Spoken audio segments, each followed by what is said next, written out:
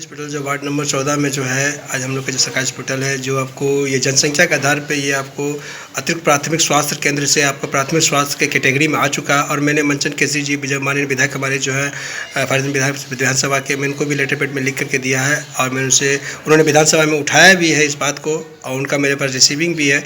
और हम लोग चाहते हैं क्या कि इस पर जल्द से ज़्यादा पहल करके हमारे वार्ड नंबर 14 में जो अतिरिक्त प्राथमिक स्वास्थ्य केंद्र है, जो हमारे नगर परिषद जोगबनी के 2800 वार्ड के जनता के लिए बहुत ही निहायत ज़रूरी चीज़ है। क्योंकि आपको ये जो स्वस्थ जी ऐसा चीज़ है जो कि हर किसी को ज़रूरत पड़ता है, इसमें बहुत सारी अभी कमी है। और हम लोग भी चाहते हैं कि हर जनता से मिल रहे हैं, जनता भी इस तरीक़ा से हम लोग को रिपोर्टिंग दे या हम लोग का सहयोग करे कि ये पहल को और कि ये हॉस्पिटल सबके लिए है। तो इसीलिए रहा भैया आपके लिए भी है, आप भी इसके लिए अब थोड़ा सा सरकार से गुहार करिए और आप भी बताइए इसके बारे में क्या क्या इसमें कमी पेशी है, क्या इसको करने से ज़्यादा बेहतर होगा। देखिए, इस मैटर में ऐसा है कि हमारे वार्ड सदस्य लड्डू साहब जो बोल रहे हैं कि ये स्वास्थ्य केंद्र जोगबनी के लिए बहुत ही जरूरी है स्वास्थ्य का, और ये तो पूर्व में ही बन जाना चाहिए। गवर्नमेंट इनके ऊपर ध्यान नहीं देती है। हमारे बीच बहुत सारे एमपी एमएलए हैं, बहुत सारे जनप्रतिनिधि हैं, लेकिन ये स्वास्थ्य केंद्र बनकर तैयार है ना। तो यहाँ पे किसी भी मरीजों के लिए अच्छा सा दवाई की व्यवस्था है, न डॉक्टर का व्यवस्था है। यहाँ सप्ताह में एक बार भी डॉक्टर नहीं बैठता है, कभी आया कभी गया, कोई पता नहीं चलता है। कितनी महिलाएं जो डिलीवरी होना है वो यहाँ से 15 किलोमीटर दूर फारबिसगंज और यहाँ से विदेश नेपाल विराटनगर में जा कर के मजबूरन अपना इलाज वहाँ पैसा खर्चा करके करवाता है, और कितने लोग इलाज के बिना मारा जाता है। तो इस पर मैं कहना चाहूँगा कि हमारे जो वार्ड सदस्य लड्डू जी अभी आवाज़ उठाए हैं, बहुत ही सराहनीय है इस बात का, और इनको करना चाहिए।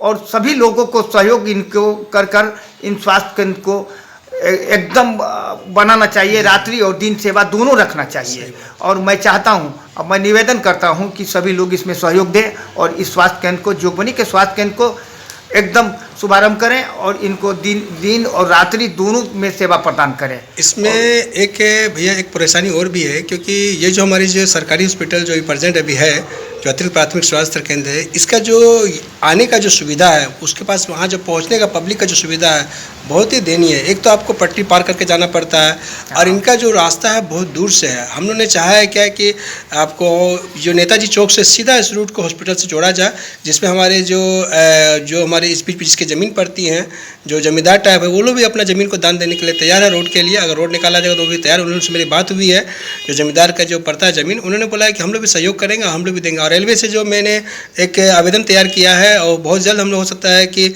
हम लोग DRM के पास हम लोग कटिहार जाएंगे और वहाँ जा करके उनको हम लोग आपको 9 बजे इसका NOC हम लोग लेंगे, ताकि हम लोग का प्रयास रहेगा ताकि हम लोग को ये रोड, क्योंकि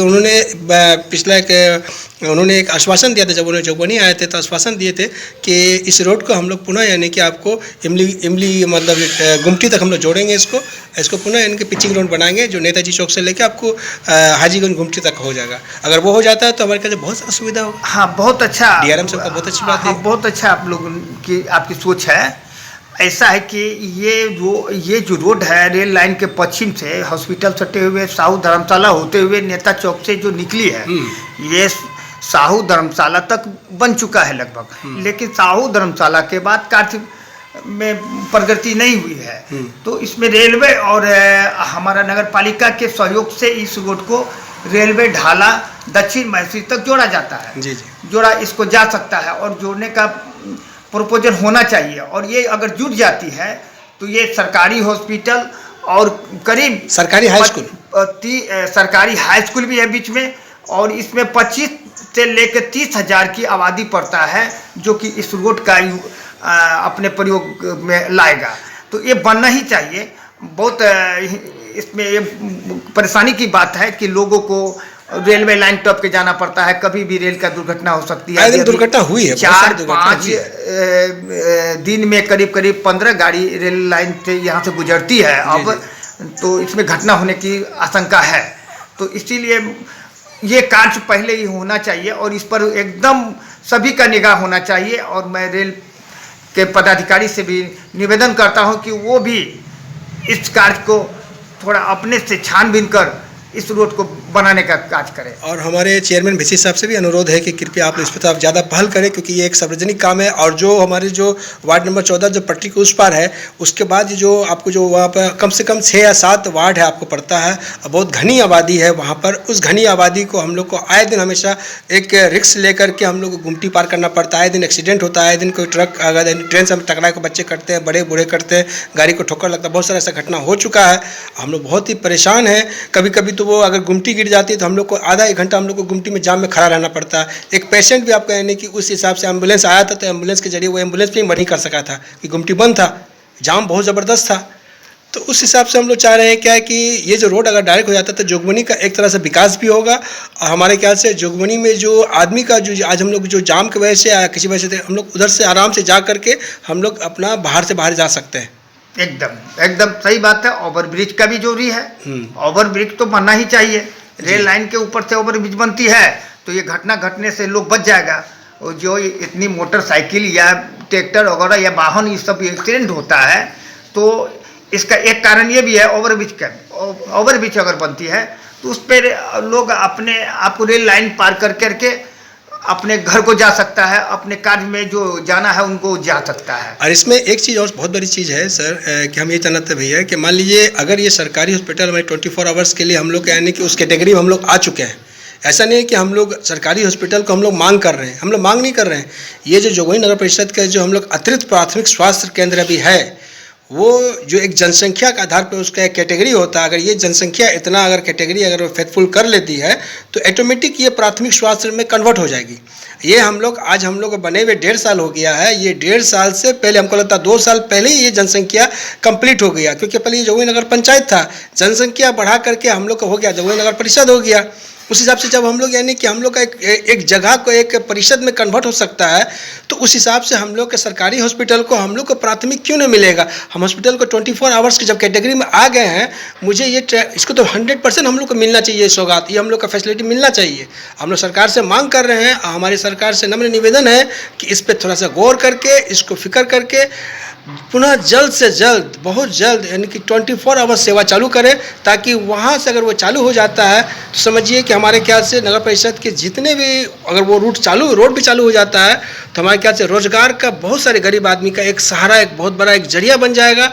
और हमारे जोगबनी बहुत ज़्यादा डेवलप करेगा। और जो पेशेंट हम लोग नेपाल लेके जाते हैं, कितना तो पेशेंट हम लोग का बैरियर में हम लोग टपाते वो डेड कर गया रात के समय।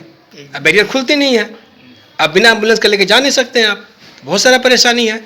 तो बस इसी बात पे है भैया। और आप लोग जो आकर हम लोग का जो प्रोत्साहन दिए हैं, हमारे यूट्यूब जो है, जो मेरा हुसैन ब्लॉग 77 है, आप मेरे इस ब्लॉग में देखें और इस ब्लॉग से मेरे थोड़ा कमेंट भी करें, मुझे हिम्मत भी दे, मुझे सराहे भी, ताकि यानी कि मेरे कदम से कदम मिला के हम मेरे नगर परिषद जोगबनी के समस्त जनता से मेरा अनुरोध है कि मेरे इस अभियान में आप लोग जुड़े। और ये मेरा ही नहीं है, ये मेरे भले में उस वार्ड का वार्ड पार्षद हूँ, वार्ड नंबर 14 जिसमें हॉस्पिटल है, लेकिन ये 2800 वार्ड पार्षदों का और 2800 वार्ड के जनता का ये हॉस्पिटल है। ये सुविधा उस सबको मिलेगा। मेरा एक प्रयास से, आप लोग का प्रयास का सहयोग से ही हम लोग आगे बढ़ेंगे। इसलिए मेरे जनता से अनुरोध है, आप भी थोड़ा अपील करके बताइए जनता को सर। एकदम हमारे जितने भी जोगबनी के हो या बतनाहा के हो या नगर परिषद के जितने भी 80,000 लोग हैं, सब लोग चाहते हैं कि ये बने।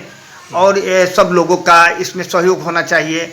या तो हम लोग उस पर अपना जो भी कार्रवाई हो लिखा पढ़ी करके करें, जनता को, सरकार को जगाने का प्रयास करें। और हम जितने भी नागरिकगण हैं जोगबनी का, हम लोग आपके सहयोग में लगे रहेंगे। आप इन आवाज़ों को आगे बढ़ाएं और हम लोग आपके साथ हैं और रहेंगे। मैं वादा करता हूं, ये स्वास्थ्य केंद्र अब ये स्वास्थ्य केंद्र बन के न रह जाएगा, ये एडिक केंद्र बन जाएगा, कभी जुआरियों का जमगाड़ा बन जाएगा, कभी असामाजिक तत्व का यहाँ पर परिचालन हो जाएगा। तो इससे क्या होगा कि ये स्वास्थ्य केंद्र नहीं रहेगा। इसलिए हम लोग को चाहिए कि अभी से इस पर लगकर इसको दिन और रात्रि सेवा को उपयोग करें। और बहुत जो भी लोग अपने गरीब गुरबा जितने भी लोग घर से मान के बाहर विदेश के लोग, जैसे विराटनगर हो गया, फॉर्बिसन हो गया, लेके जाता है, वो लोग इसमें अपना स्वास्थ्य को काम कर सके। जी चलिए, बहुत बहुत धन्यवाद भैया आपका, इस बारे में आपने जो जानकारी दिया। और चलिए बहुत लंबा इस तरह का वीडियो बन जा रहा है और हम राम भैया जितना बात कहे हैं बहुत अच्छी बात है। मैं तो फिर मैं पुनः मैं अपने इस वीडियो के जरिए, मैं अपने यूट्यूब के जरिए, मैं अपने जितने भी नगर परिषद जोगबनी की जितने भी जनता देख रहे हैं, मैं उनसे नम्र निवेदन है कि पार्टी पॉलिटिक्स से ऊपर उठ करके हम लोग एक समाज के तौर पे जो समाज का विकास का जो काम है, जो निहायत काम है, उससे हम लोग आगे बढ़ करके हम लोग इस काम को जो सरकारी हॉस्पिटल है 24 आवर चालू होने का, इसके लिए हम लोग एकजुट होकर एक मंच पे आए, एक मंच पे आ करके हम लोग इसको पुनः 24 आवर सेवा चालू कराने का प्रयास करें और पथ के साथ एक नया पथ चालू किया जाए ताकि हम लोग को, हमारे नगर परिषद जोगबनी के सभी जनता को, हमारे बगल वाले जो हम लोग का जो रिलेशन है नेपाल में रोटी बेटी का, वो भी जितने भी गरीब जनता लोग यहाँ पर रहते हैं, आसपास के जितने भी हैं, सभी 10, 5, 6 गांव है, उस गांव के जितने भी जनता को हम लोग को सुविधा मिल सके ताकि उसको फारबिसगंज जाना ना पड़े, यहीं पर उस लोग को आसानी से सब सुविधा मिल जाए। चलिए मैं इसी बात पे मैं विराम करता हूँ और मैं आगे भी बढ़ता हूँ, मैं बता ठीक, नमस्कार।